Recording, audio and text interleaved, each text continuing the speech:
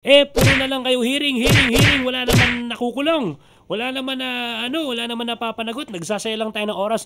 I-explain nga natin, attorney, ano bang importansya na isinasagawa itong mga hearing na ito? O talagang sa tingin mo may grandstanding din na gaganap? Partly lang naman. Pero eto po 'yun eh.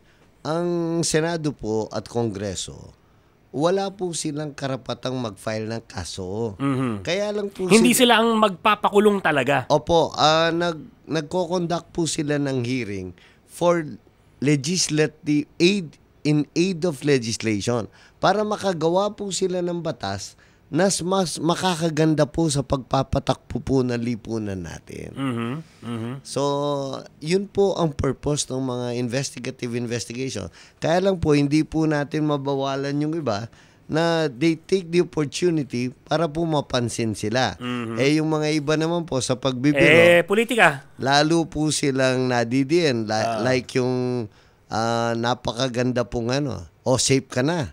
Tapos pala, hindi ka pa pala safe. Nako, tayo dyan. Nagamit pa nga, oo.